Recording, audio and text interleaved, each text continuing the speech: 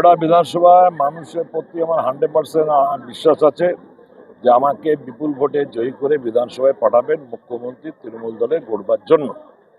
কিন্তু কেন আশাবাদী? আমি 2006 সাল থেকে মানুষের সাথে আছি বরোডা সালতোয়া দুটো বিধানসভাতে, এবং কোভিডের সময় আপনারা জানেন সারা বাঁকুড়া জেলা আমি চাল আলু স্যানিটাইজার দিয়েছিলাম।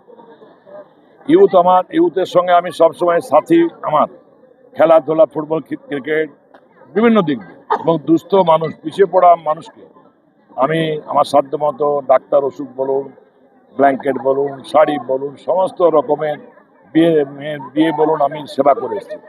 তার জন্য মানুষের উপরে ভরসা করে আমি আশাবাদী 100% আমি বিপুল ভোটে জয়ী হব।